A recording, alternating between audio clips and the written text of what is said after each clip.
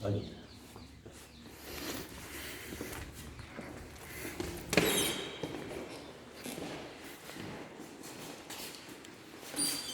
ਸਭ ਤੋਂ ਪਹਿਲਾਂ ਜੀ ਮਹਾਰਾਜਾ ਦਲੀਪ ਸਿੰਘ ਮੂਰਤ ਪਹੁੰਚਣ ਤੇ ਤੁਹਾਡਾ ਸਾਰਿਆਂ ਦਾ ਸਵਾਗਤ। ਵਾਹਿਗੁਰੂ ਜੀ ਕਾ ਖਾਲਸਾ, ਵਾਹਿਗੁਰੂ ਜੀ ਕੀ ਫਤਿਹ। ਇਹ ਸਾਹਮਣੇ ਤਸਵੀਰ ਜਿਹੜੀ ਤੁਸੀਂ ਵੇਖ ਰਹੇ ਹੋ ਸ਼ੇਰੇ ਪੰਜਾਬ ਮਹਾਰਾਜਾ ਰਣਜੀਤ ਸਿੰਘ ਦੀ ਹੈ, ਜਿਨ੍ਹਾਂ ਨੇ ਪੰਜਾਬ ਤੇ 40 ਸਾਲ ਰਾਜ ਕੀਤਾ ਹੈ। ਉਸ ਸਮੇਂ ਦਾ ਪੰਜਾਬ ਦਿੱਲੀ ਤੋਂ ਲੈ ਕੇ ਤਿੱਬਤ ਤੱਕ, ਕਾਬਲ ਤੋਂ ਲੈ ਕੇ ਕੰਧਾਰ ਤੱਕ, ਜੰਮੂ ਕਸ਼ਮੀਰ ਵਿੱਚ, ਪਾਕਿਸਤਾਨ ਵਿੱਚ, ਅਫਗਾਨਿਸਤਾਨ ਵਿੱਚ, ਲਾਹੌਰ ਇਹਨਾਂ ਦੀ ਰਾਜਧਾਨੀ ਸੀ। ਪੰਜ ਦਰਿਆਵਾਂ ਦੀ ਧਰਤੀ ਤੇ ਮਹਾਰਾਜਾ ਰਣਜੀਤ ਸਿੰਘ ਨੇ ਰਾਜ ਕੀਤਾ ਹੈ। ਸਾਰੇ ਧਰਮਾਂ ਦਾ ਬਰਾਬਰ ਸਤਿਕਾਰ ਕੀਤਾ ਹੈ। ਕਿਸੇ ਨੂੰ ਵੀ ਕਿਸੇ ਤਰ੍ਹਾਂ ਦੀ ਕੋਈ ਦਿੱਕਤ ਨਹੀਂ ਆਉਣ ਦਿੱਤੀ। 1839 ਦੇ ਵਿੱਚ ਮਹਾਰਾਜਾ ਰਣਜੀਤ ਸਿੰਘ ਜੀ ਅਕਾਲ ਚਲਾਣਾ ਕਰ ਗਏ। ਇਹਨਾਂ ਤੋਂ ਬਾਅਦ ਇਹਨਾਂ ਦੇ ਵੱਡੇ ਬੇਟੇ ਮਹਾਰਾਜਾ ਖੜਕ ਸਿੰਘ ਨੂੰ ਰਾਜਗੱਦੀ ਤੇ ਬਿਠਾਇਆ ਗਿਆ।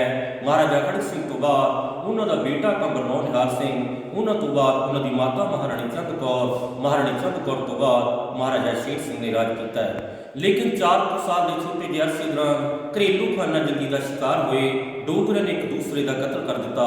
ਫਿਰ 15 ਸਤੰਬਰ 1847 ਈਸਵੀ ਨੂੰ ਮਹਾਰਾਜਾ ਦਲੀਪ ਸਿੰਘ, ਜੋ ਉਸ ਵਕਤ ਸਿਰਫ 5 ਸਾਲ ਦੇ ਸੀ, ਇਹਨਾਂ ਨੂੰ ਲਾਹੌਰ ਦਰਬਾਰ ਦਾ ਸ਼ਾਸਕ ਐਲਾਨਿਆ ਗਿਆ।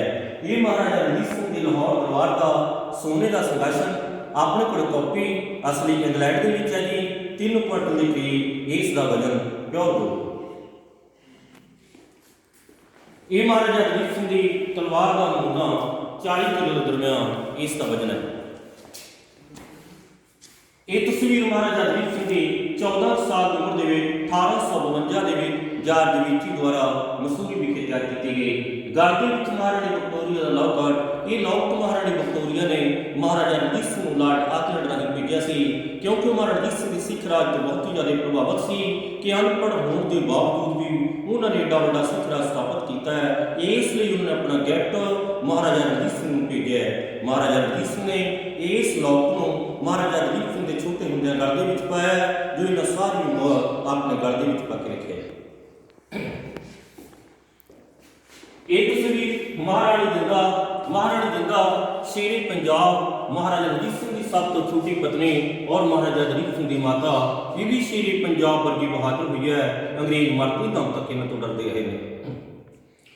ਮਹਾਰਾਣੀ ਜਿੰਦਾ ਨੇ ਮਹਾਰਾਜਾ ਦਲੀਪ ਸਿੰਘ ਨੂੰ ਛੋਟੇ ਹੁੰਦਿਆਂ ਸਿੰਘ ਸਜਾਇਆ ਹੈ। ਇਹਨਾਂ ਨੂੰ ਸਿੱਖ ਇਤਿਹਾਸ ਬਾਰੇ, ਸ੍ਰੀ ਗੁਰੂ ਗ੍ਰੰਥ ਸਾਹਿਬ ਬਾਰੇ ਪੂਰਨ ਰੂਪ ਵਿੱਚ ਜਾਣਕਾਰੀ ਦਿੱਤੀ। ਮਹਾਰਾਣੀ ਜਿੰਦਾ ਨੇ ਸ਼ੇਰੇ ਪੰਜਾਬ ਮਹਾਰਾਜਾ ਰਣਜੀਤ ਸਿੰਘ ਵਾਂਗੀ ਰਾਜ ਭਾਗ ਚਲਾਇਆ ਹੈ, ਲੇਕਿਨ ਡੋਗਰਿਆਂ ਨੇ ਸਾਡੇ ਨਾਲ ਗਦਾਰੀ ਕੀਤੀ। ਗੁਲਾਬ ਸਿੰਘ ਡੋਗਰਾ, ਲਾਲ ਸਿੰਘ ਤੇ ਤੇਜ ਸਿੰਘ ਵਿਸਰੂਰਾ ਨੇ 1845-46 ਦੇ ਵਿੱਚ ਮਹਾਰਾਣੀ ਜਿੰਦਾ ਤੋਂ ਪੁੱਛੇ ਬਿਨਾਂ ਹੀ ਖਾਲਸਾ ਫੌਜ ਨੂੰ ਗੁੰਮਰਾਹ ਕਰਕੇ ਮੁੱਦਕੀ ਕੇ ਸੁਭਰਾਵਾਂ ਵਿਖੇ ਅੰਗਰੇਜ਼ਾਂ ਉੱਤੇ ਹਮਲਾ ਕਰਵਾ ਦਿੱਤਾ ਹੈ। ਲੇਕਿਨ ਸਾਡੀ ਖਾਲਸਾ ਫੌਜ ਫਿਰ ਵੀ ਜਿੱਤ ਰਹੀ ਸੀ, ਪਰ ਡੋਗਰਿਆਂ ਨੇ ਗਦਾਰੀ ਕਰਦਿਆਂ ਆਪਣੀ ਫੌਜ ਪਿੱਛੇ ਖਿੱਚ ਲਈ। ਖਾਲਸਾ ਫੌਜ ਨੂੰ ਬਰੂਦ ਦੀ ਜਗ੍ਹਾ ਤੇ ਸਰੋਂ ਦੇ ਗੱਡੇ ਭੇਜ ਦਿੱਤੇ, ਜਿਸ ਕਰਕੇ ਖਾਲਸਾ ਫੌਜ ਜਿੱਤਦੀ ਹਾਰ ਗਈ। ਅੰਗਰੇਜ਼ ਇੱਥੇ ਕਾਬਲ ਹੋ ਗਏ। ਉਹਨਾਂ ਨੇ 1847 ਦੇ ਵਿੱਚ ਮਹਾਰਾਣੀ ਜਿੰਦਾ ਨੂੰ ਸੇਖੂਪੁਰ ਦੇ ਕਿਲੇ ਦੇ ਵਿੱਚ ਕੈਦ ਕਰ ਦਿੱਤਾ। ਉਸ ਵਕਤ ਮਹਾਰਾਜਾ ਦਲੀਪ ਸਿੰਘ ਸਿਰਫ 9 ਸਾਲ ਦੇ ਸੀ ਜਦੋਂ ਉਹਨਾਂ ਨੂੰ ਮਾਂ ਪੁੱਤ ਨੂੰ ਵਿਛੋੜ ਦਿੱਤਾ ਗਿਆ। ਮਹਾਰਾਜਾ ਦਲੀਪ ਸਿੰਘ ਨੂੰ ਇਸ ਰੌਗਨ ਜੋੜੀ ਦੇ ਹਵਾਲੇ ਕਰ ਦਿੱਤਾ ਗਿਆ, ਜਿਨ੍ਹਾਂ ਨੇ ਬਚਪਨ ਦੇ ਵਿੱਚ ਹੀ ਮਹਾਰਾਜਾ ਦਲੀਪ ਸਿੰਘ ਦਾ ਸਿੱਖ ਮਹਿਲ ਨਿਵਾਸ ਕਰਕੇ ਉਹਨਾਂ ਨੂੰ ਈਸਾਈ ਧਰਮ ਦੀ ਸਿੱਖਿਆ ਦੇਣੀ ਸ਼ੁਰੂ ਕਰ ਦਿੱਤੀ। ਫਿਰ ਸ਼ਾਹੀ ਖਜ਼ਾਨੇ ਦੇ ਵਾਰਸ ਵੀ ਬਣ ਗਏ। ਫਿਰ ਇਹਨਾਂ ਨੇ 11 ਸਾਲ ਦੀ ਉਮਰ ਦੇ ਵਿੱਚ ਮਹਾਰਾਜਾ ਦਲੀਪ ਸਿੰਘ ਤੋਂ ਇੱਕ ਅਹਿਦਨਾਮੇ ਤੇ ਸਾਈਨ ਕਰਵਾ ਲਏ ਕਿ ਲਾਹੌਰ ਦਾ ਜਿੰਨਾ ਵੀ ਕੀਮਤੀ ਖਜ਼ਾਨਾ ਹੈ, ਸ਼ਾਹੀ ਖਜ਼ਾਨਾ ਹੈ, ਉਹ ਅੰਗਰੇਜ਼ਾਂ ਦੇ ਹਵਾਲੇ ਹੋ ਗਿਆ। ਫਿਰ 1850 ਦੇ ਵਿੱਚ ਕੋਹੇ ਨੂਰ ਦਾ ਹੀਰਾ, ਸੋਨੇ ਦਾ ਸੰਘਾਸਨ, ਲਾਹੌਰ ਦਰਬਾਰ ਦਾ ਜਿੰਨਾ ਵੀ ਕੀਮਤੀ ਸਮਾਨ ਸੀ, ਸਭ ਕੁਝ ਇੰਗਲੈਂਡ ਦੇ।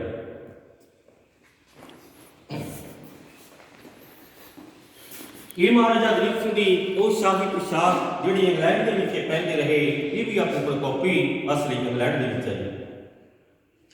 ਇਹ ਸਾਹਮਣੇ ਤਸਵੀਰ ਮਹਾਰਾਜਾ ਦਲੀਪ ਸਿੰਘ ਨੂੰ 11 ਸਾਲ 3 ਮਹੀਨੇ 15 ਦਿਨ ਦੀ ਉਮਰ ਦੇ ਵਿੱਚ ਲਾਹੌਰ ਤੋਂ ਅੰਗਰੇਜ਼ਾਂ ਨੇ 21 ਦਸੰਬਰ 1849 ਨੂੰ ਕੈਦ ਕੀਤਾ ਤੇ ਪੰਜਾਬ ਤੋਂ ਬਾਹਰ ਫਤਿਹਗੜ੍ਹ ਯੂਪੀ ਦੇ ਵਿੱਚ ਲੈ ਕੇ ਗਏ। ਲਾਹੌਰ ਤੋਂ ਇਹਨਾਂ ਨੂੰ ਕੈਦ ਕੀਤਾ ਗਿਆ।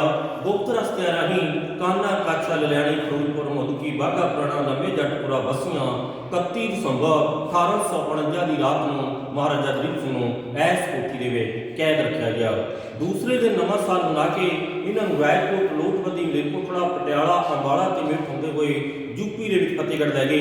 1853 ਦੇ ਵਿੱਚ 15 ਸਾਲ ਦੀ ਉਮਰ ਦੇ ਵਿੱਚ ਜਦੋਂ ਮਹਾਰਾਜਾ ਦਲੀਪ ਸਿੰਘ ਪੂਰਨ ਰੂਪ 'ਚ ਸ਼ਾਹੀ ਬਣ ਗਏ, ਫਿਰ 1854 ਇਹਨਾਂ ਨੂੰ ਕਲਕੱਤੇ ਤੋਂ ਸਮੁੰਦਰੀ ਬੇੜੇ ਰਾਹੀਂ ਇੰਗਲੈਂਡ ਲੈ ਗਏ। ਮੁੜ ਕੇ ਇਹਨਾਂ ਨੂੰ ਪੰਜਾਬ ਦੀ ਧਰਤੀ ਤੇ ਆਉਣ ਦਿੱਤਾ ਗਿਆ। ਇਸ ਤਰ੍ਹਾਂ ਦੀ ਦਸਤਾਰ ਸਜਾਇਆ ਕਰਦੇ ਸੀ ਔਰ ਹੀਰਿਆਂ ਜੜੇ ਕੰਗੀ ਲਗਾਇਆ ਕਰਦੇ।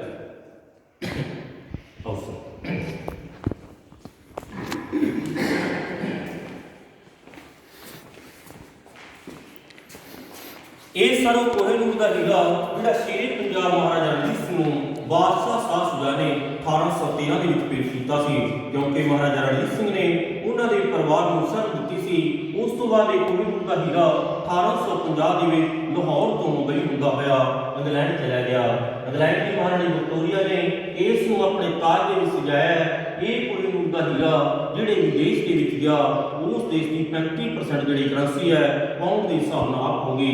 ਅਗਰ ਹਿੰਦੁਸਤਾਨ ਦੇ ਵਿੱਚ ਵਾਪਸ ਆਉਂਦਾ ਹੈ ਸਾਡਾ 1 ਰੁਪਇਆ 100 ਰੁਪਏ ਦੇ ਬਰਾਬਰ ਚੱਲੂਗੀ।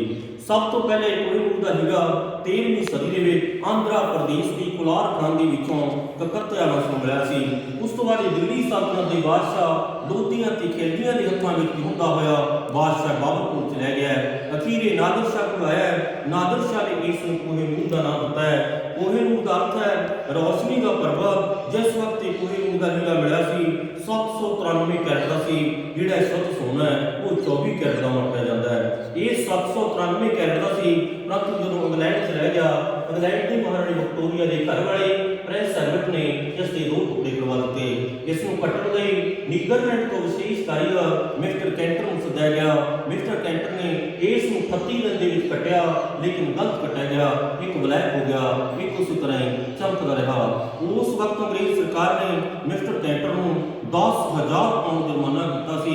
ਹੁਣ ਇਹ ਸਿਰਫ 105 ਕੈਰਟ ਦਾ ਰਹਿ ਗਿਆ, ਜੋ ਮੌਜੂਦਾ ਰਾਣੀਆਂ ਐਲਿਜ਼ਾਬੈਥ ਉਹਦੇ ਤਾਜ ਦੇ ਵਿੱਚ ਸਜਾਇਆ ਗਿਆ ਹੈ ਤੇ ਟਾਵਰ ਆਫ ਲੰਡਨ ਦੇ ਜੀਲ ਹਾਊਸ ਵਿੱਚ ਰੱਖਿਆ ਗਿਆ ਹੈ। ਹੁਣ ਵੀ ਮੁਲੰਕਤਕਰਤਾ ਨੇ ਇਸ ਕੋਹਿਨੂਰ ਦੇ ਹੀਰੇ ਦੀ ਇੰਨੀ ਕੀਮਤ ਲਾਈ ਹੈ ਵੀ ਜੇ ਸਾਰੇ ਸੰਸਾਰ ਨੂੰ 2.5 ਦਿਨ ਦੀ ਰੋਟੀ ਖਵਾਉਣੀ ਹੋਵੇ ਉਹਦੇ ਬਰਾਬਰ। ਇਹ ਨਾਨਕਸ਼ਾਹੀ ਸਿੱਕਾ ਜਿਹੜਾ ਸ਼ੇਰੇ ਪੰਜਾਬ ਮਹਾਰਾਜਾ ਰਣਜੀਤ ਸਿੰਘ ਨੇ ਚਲਾਇਆ ਸੀ, ਚਾਂਦੀ ਦਾ ਇਹ ਸਿੱਕਾ ਫਾਰਸੀ ਭਾਸ਼ਾ ਲਿਖੀ ਹੈ। ਦੇਖ ਕੇ ਫਤਿਹ ਉਸਰਤ ਬਦਰੰਗ ਜਾਪ ਕਜ ਨਾਨਕ ਗੁਰੂ ਗੋਬਿੰਦ ਫਾਰਸੀ ਦੇ ਵਿੱਚ ਲਿਖਿਆ ਗਿਆ ਜੀ। ਇਹ ਕੋਹਿਨੂਰ ਦੇ ਹੀਰੇ ਦੀ ਕਾਪੀ ਜਿਹੜੀ ਮਹਾਰਾਜਾ ਰਣਜੀਤ ਸਿੰਘ ਆਪਣੇ ਦੌੜਾਂ ਤੇ ਬੰਨਿਆ ਕਰਦੇ ਸੀ। ਸੈਂਟਰ ਦੇ ਵਿੱਚ ਕੋਹਿਨੂਰ ਜਿਹੜਾ ਹੁੰਦਾ ਪੱਟਿਆ ਹੈ।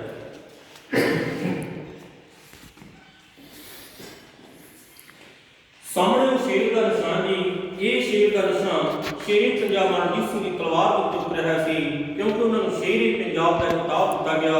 ਸ਼ੇਰ ਵਰਗੀ ਤਾਕਤ ਰੱਖਦੇ ਸੀ। 40 ਸਾਲ ਸਿੱਖ ਰਾਜ ਪੰਜਾਬ ਸਥਾਪਿਤ ਕੀਤਾ ਹੈ। ਕਿਸੇ ਨੂੰ ਵੀ ਅੱਖ ਚੱਕ ਕੇ ਪੰਜਾਬ ਵੱਲ ਉਹਨਾਂ ਨੇ ਦੇਖਣ ਦਿੱਤਾ। ਇਹ ਇੰਗਲੈਂਡ ਦੇ ਵਿੱਚ ਅਲਵੇਡਨ ਹਾਲ ਜਿੱਥੇ ਮਹਾਰਾਜਾ ਰਣਜੀਤ ਸਿੰਘ ਆਪਣੇ ਪਰਿਵਾਰ ਸਮੇਤ ਰਹੇ, ਇਹ ਉਹ ਚੇਅਰ ਦੀ ਕਾਪੀ ਜਿਸ ਤੇ ਬੈਠ ਕੇ ਮਹਾਰਾਜਾ ਰਣਜੀਤ ਸਿੰਘ ਉਧਰ ਵੀ ਦਰਬਾਰ ਲਾਇਆ ਕਰਦੇ ਸੀ। ਇੰਗਲੈਂਡ ਦੇ ਵਿੱਚ ਮਹਾਰਾਜਾ ਰਣਜੀਤ ਸਿੰਘ ਨੇ ਮਹਾਰਾਣੀ ਵਿਕਟੋਰੀਆ ਤੋਂ 17,000 ਕਿੱਲਿਆਂ ਦੇ ਵਿੱਚ ਅਲਵੇਡਨ ਸਟੇਟ ਵਸਵਾਈ ਸੀ, ਜਿਸ ਵਿੱਚ ਉਹਨਾਂ ਨੇ ਆਪਣੀ ਰਿਹਾਇਸ਼ਗਾਹ ਬਣਾਈ, ਚਰਚਗਾਹ ਬਣਾਈ, ਸ਼ਿਕਾਰਗਾਹ ਬਣਾਈ ਤੇ ਹੋਰ ਵੀ ਲੋਕਾਂ ਨੂੰ ਵਸਾਇਆ। ਇਹ ਅਲਵੇਡਨ ਹਾਲ ਦਾ ਜਿਹੜਾ ਅੰਦਰੋਂ ਨਕਸ਼ਾ ਜੀ, ਅੰਦਰੋਂ ਕਲਾਕ੍ਰਿਤੀ ਹੈ ਉਹ ਭਾਰਤੀ ਕਿਸਮ ਦੀ ਹੈ। ਜਿਹੜੀ ਇਹਦੀ ਬਾਹਰ ਦੀ ਦਿੱਖ ਹੈ ਉਹ ਬਰਤਾਨਵੀ ਹੈ। ਅੱਜ ਕੱਲ੍ਹ ਇਸ ਨੂੰ ਅਜਾਇਬ ਘਰ ਦਾ ਰੂਪ ਦੇ ਦਿੱਤਾ ਗਿਆ। ਸ਼ੇਰੇ ਪੰਜਾਬ ਮਹਾਰਾਜਾ ਰਣਜੀਤ ਸਿੰਘ ਦੇ ਪੂਰਨ ਵੰਸ਼ ਦੀਆਂ ਇਹ ਸੀ ਤਸਵੀਰਾਂ ਦਾ ਮਹਾਰਾਣੀ ਜਿੰਦਾ ਨੂੰ ਜਦੋਂ ਸੇਖੂਪੁਰ ਦੇ ਕਿਲੇ ਦੇ ਵਿੱਚ ਕੈਦ ਕਰ ਦਿੱਤਾ ਗਿਆ, ਉਸ ਤੋਂ ਬਾਅਦ ਅੰਗਰੇਜ਼ਾਂ ਨੇ 1849 ਦੇ ਵਿੱਚ ਇਹਨਾਂ ਨੂੰ ਦੇਸ਼ ਨਿਕਾਲ ਦਿੱਤਾ। ਤਾਂ ਇਹ ਭਾਰਤ ਛੱਡ ਕੇ ਨੇਪਾਲ ਚਲੇ ਗਏ।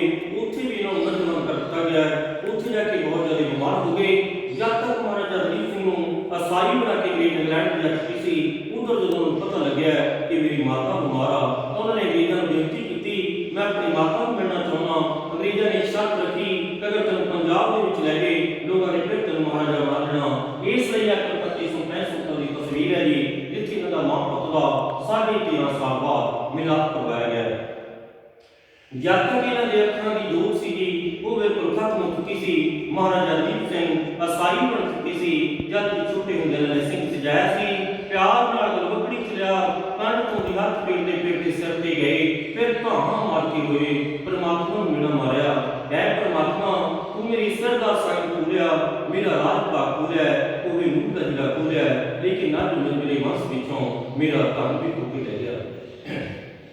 महाराजा रणजीत सिंह इन्होंने चाली विखे बचन दिता, मां तेरा राज पाट वापस नहीं कर सकता, तेरा कोई रूह का हीरा वापस नहीं कर सकता, तेरी सिर का सन वापस नहीं लेके दे सकता, लेकिन तेरा धर्म जरूर वापस करूंगा। फिर महाराजा रणजीत सिंह अपनी बीमार माता को इंग्लैंड के विच नाल ही ले गए। इंग्लैंड के विच 2 साल रहे।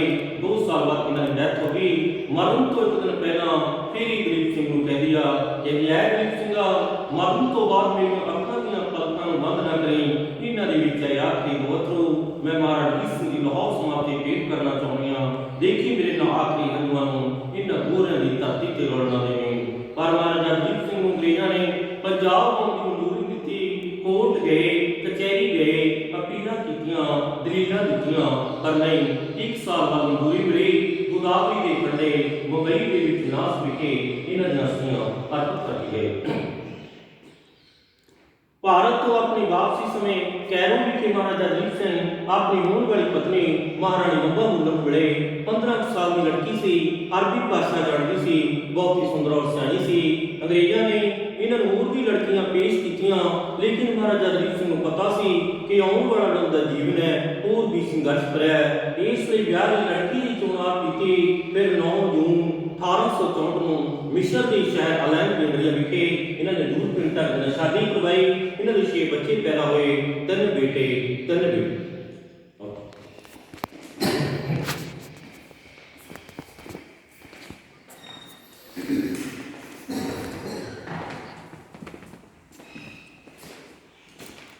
इंग्लैंड के विच काफ़ी समय बिताने तो बाद महाराजा रणजीत सिंह ने अंग्रेज़ों को फिर बेनती की कि अपने वतन पंजाब वापस जाना चाहते हैं, पर अंग्रेज़ों ने इन्होंने फिर इनकार कर दिता। फिर इन्होंने अंग्रेज़ों का विद्रोह कर दिता है। महारानी विक्टोरिया का जो गढ़ के विच लॉक पाया सी उसनूं भी उतार दिता। इंग्लैंड के विच जिन्ना भी कीमती समान सी सब कुछ नीलाम कर दिता है ताकि पंजाब आउण लई तंत्र कर सकन। उत्थों प्रवास में चले अदान के विच आए। 1886 के अदान के विच इन्हां नूं गिरफ्तार कर लिया गया। महारानी बंबा अते बच्चे वापस लंडन परत गए। इन्हां नूं नज़रबंद कर दिता गया।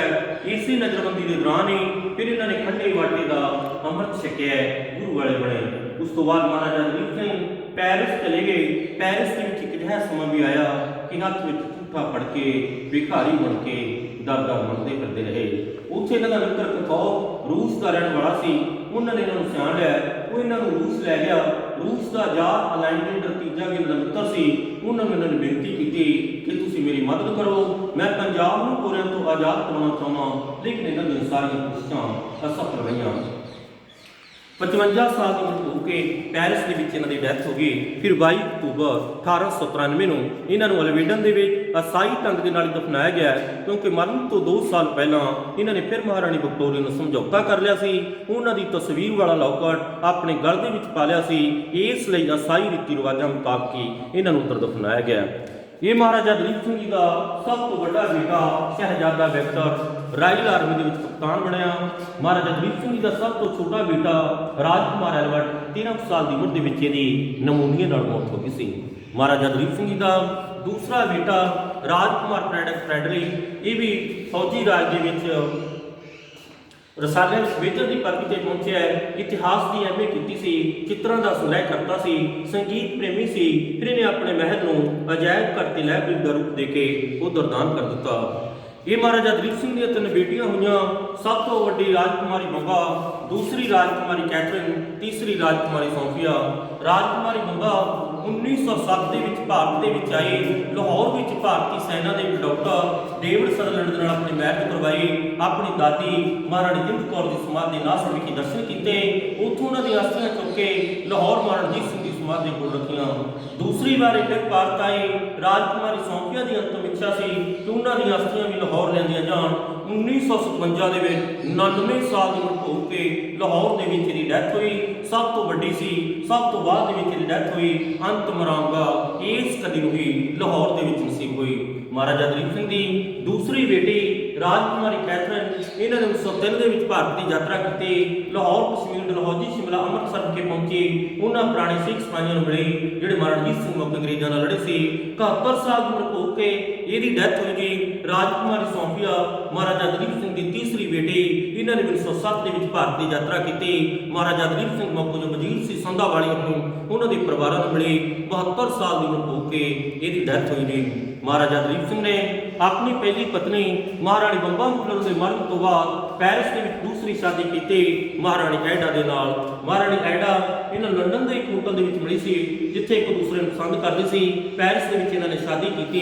ਇਹਨਾਂ ਦੋ ਬੇਟੀਆਂ ਪੈਦਾ ਹੋਈਆਂ, ਰਾਜਕੁਮਾਰੀ ਪਾਉਲੀਨ, ਰਾਜਕੁਮਾਰੀ ਐਰਨ। ਇਹ 8 ਭੈਣ ਭਰਾ ਜੀ। ਕੋਈ 80 ਸਾਲ ਦਾ ਹੋ ਕੇ ਮਰਿਆ, ਕੋਈ 90 ਸਾਲ ਦਾ, ਕੋਈ 70 ਸਾਲ ਦਾ। ਲੇਕਿਨ ਅੰਗਰੇਜ਼ਾਂ ਨੇ ਇਹਨਾਂ ਨੂੰ ਭੋਜਨ ਦੇ ਵਿੱਚ ਕੋਈ ਅਜਿਹਾ ਕੈਮੀਕਲ ਦਿੱਤਾ, ਕਿਸੇ ਦੇ ਵੀ ਔਲਾਦ ਪੈਦਾ ਨਹੀਂ ਦਿੱਤੀ, ਤਾਂ ਕਿ ਕੋਈ ਕੋਹਿਨੂਰ ਦੇ ਹੀਰੇ ਦਾ ਵਾਰਸ ਨਾ ਬਣ ਸਕੇ। ਇਹ ਸੀ ਦਾ ਲਾਸਟ ਮਹਾਰਾਜਾ ਪੰਜਾਬ, ਮਹਾਰਾਜਾ ਰਣਜੀਤ ਸਿੰਘ ਦਾ ਦੁਖਾਂਤਮਈ ਇਤਿਹਾਸ। ਇਹ ਮਹਾਰਾਜਾ ਰਣਜੀਤ ਸਿੰਘ ਜੀ ਦਾ ਅੰਤਮ ਦੀ ਤਸਵੀਰ ਇੱਥੇ ਜਾ ਕੇ ਇਹਨਾਂ ਦੀ ਵੰਸ਼ ਦਾ ਬਿਲਕੁਲ ਖਤਮ ਹੋ ਗਈ। ਸਤਿ ਸ਼੍ਰੀ ਅਕਾਲ ਜੀ। So today we ride here with my family just to support these two youngsters. They are doing very hard work. Manpreet and Govind. ਇੱਕ ਤਾਂ ਸਰਕਾਰ ਨੂੰ ਅਪੀਲ ਹੈ ਵੀ ਵੇਖੋ ਇਹਨਾਂ ਦੀ ਜਿਹੜੀ ਜੋਬ ਆ ਸਿਕਿਉਰ ਕੀਤੀ ਜਾਵੇ, ਕਿਉਂਕਿ ਜਿੰਨਾ ਕਿ ਇਤਿਹਾਸ ਦੱਸ ਰਹੇ ਨੇ ਤੇ ਆਪਾਂ ਨੂੰ ਇਨਲਾਈਟਨ ਹੋ ਰਹੇ ਹਾਂ ਅਸੀਂ ਵੀ ਸਿੱਖ ਰਾਜ ਕੀ ਸੀ। ਮੈਂ ਤਾਂ ਕਾਫੀ ਪੜ੍ਹਿਆ ਹੋਇਆ ਵੀ ਖੈਬਰ ਪਖਤੂਨਖਵਾ ਤੋਂ ਲੈ ਕੇ ਨਵੀਂ ਦਿੱਲੀ ਤੱਕ ਸਾਡਾ ਰਾਜ ਸੀਗਾ। ਉਸ ਤੋਂ ਬਾਅਦ ਜੋ ਕੁਛ ਹੋਇਆ ਉਹ ਆਪਾਂ ਨੂੰ ਗੋਬਿੰਦ ਨੇ ਬੜੀ ਚੰਗੀ ਤਰ੍ਹਾਂ ਦੱਸਿਆ। ਮੇਰੀ ਇੱਕ ਰਿਕੁਐਸਟ ਇਹ ਆ, ਦੇਖੋ ਇੱਥੇ ਪਹਿਲੇ ਨੀਂਹ ਪੱਥਰ ਰੱਖਿਆ ਗਿਆ ਸੀ ਅਕਾਲੀ ਸਰਕਾਰ ਦੁਆਰਾ ਵੀ ਇੱਕ ਇੰਜੀਨੀਅਰਿੰਗ ਕਾਲਜ ਬਣਨਾ। ਚਲੋ ਕਾਂਗਰਸ ਸਰਕਾਰ ਚਾਹ ਕੇ ITI ਹੋ ਗਿਆ। ਇਹਨਾਂ ਦੋਨਾਂ ਦੀ ਜੋਬ ਕਲੈਰੀਕਲ ਕਰ ਸਕਦੇ ਆ ਜਾਂ ਇਹ ਜੋ ਵੀ ਇਹਨਾਂ ਦੀ ਐਜੂਕੇਸ਼ਨ ਹੈ, ਕਿਉਂਕਿ ਮੇਰੇ ਨਾਲ ਪਿਛਲੇ ਕਾਫੀ ਸਾਲਾਂ ਤੋਂ ਜੁੜੇ ਹੋਏ ਨੇ ਤੇ ਮੈਨੂੰ ਇਹ ਅਕਸਰ ਕਹਿੰਦੇ ਵੀ ਸਾਡੀਆਂ ਜਿਹੜੀਆਂ ਜੋਬ ਆ ਪਰਮਾਨੈਂਟ ਹੋ ਜਾਣ ਔਰ ਜੋ ਵੀ ਉੱਥੇ ਮਾਣ ਪੱਤਰ ਦਿੱਤੇ ਜਾਂਦੇ ਨੇ ਸਰਕਾਰੀ ਸੰਸਥਾਵਾਂ 'ਚ ਉਹ ਇਹ ਦੋਵੇਂ ਜਾਣੇ ਉਸ ਦੇ ਹੱਕਦਾਰ ਆ। ਇਹ ਮੈਂ ਪਰਮਿੰਦਰ ਸਿੰਘ ਜੱਟਪੁਰੀ ਨੂੰ ਵੀ ਕਹਿੰਦਾ, ਮੇਰਾ ਦੋਸਤ ਵੀ ਹੈ। ਇਹਨਾਂ ਦੀ ਜਿਹੜੀ ਜੋਬ ਆ ਨਾ ਉਹ ਸਿਕਿਉਰ ਕੀਤੀ ਜਾਵੇ ਜਿੰਨੀ ਇਹ ਮਿਹਨਤ ਕਰ ਰਹੇ ਆ। ਇੰਨਾ ਕਹਿੰਦਾ ਹੋਇਆ ਮੈਂ ਅੱਗੇ ਰਹਿਣਾ। ਸਤਿ ਸ਼੍ਰੀ ਅਕਾਲ।